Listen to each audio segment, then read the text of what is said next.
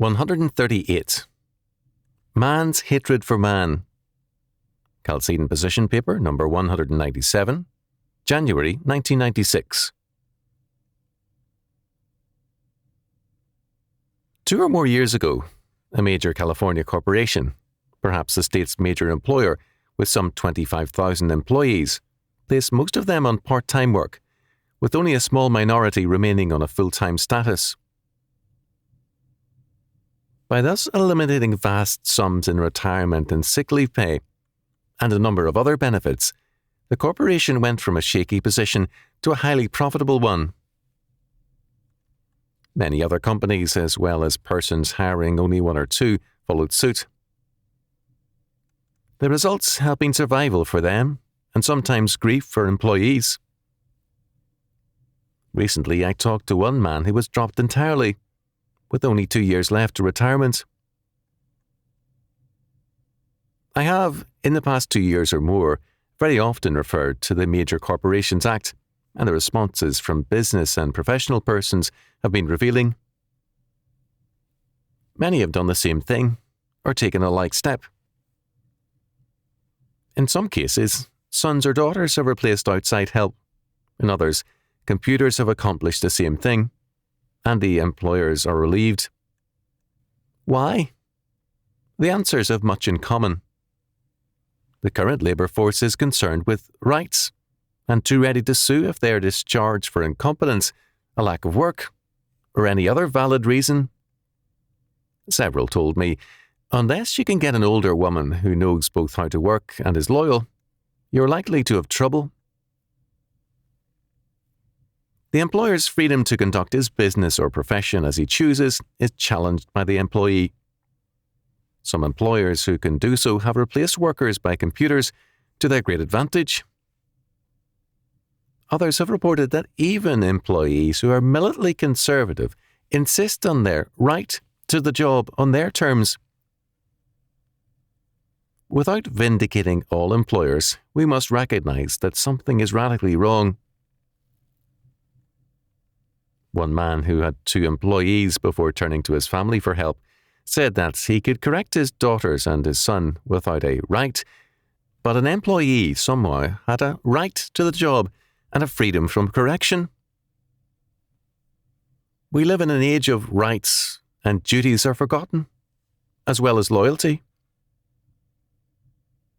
Laws, moreover, increasingly protect the worker as against the employer, not in terms of any moral premise, but in terms of a detailed system of regulations that are open to bureaucratic abuses. Philip K. Howard, not a conservative, has written, in The Death of Common Sense, 1994, making a system of laws where all is set forth precisely, each situation covered in advance, comes directly out of the Enlightenment. Page 27. The Enlightenment exalted reason rather than regeneration, with devastating results. The salvation of society was now seen as resting on a multitude of rational regulations that would enable everyone to function justly. Instead, men have used the overly precise regulations to their advantage so that the very rich can escape taxes which the poor must pay. By stressing reason and rational regulations, modern legislators and bureaucrats have obscured the fact that man is a sinner, and he commonly delights in doing injustice in the name of justice. In 1993, a New York City bus was hit by a garbage truck. Within a month, 18 persons claimed serious injuries in the accident. What they did not know was that the bus was empty, out of service, and parked when hit. Many years ago, I left a conference half a day early. A conference leader instructed the 2 of us who left to go to his home in the city, which was unlocked, and stay there until time for our flight. Houses are not left unlocked now, as was commonplace when I was young. Theft and vandalism, then rare, are now commonplace. People are no longer Christian in character. They are increasingly humanistic, tolerant of evil, and intolerant of Christianity? The results are predictable. We see much profession of love for people combined with an actual hatred for mankind. There is a decrease in the sense of community, and there is a growing stress on a forced togetherness.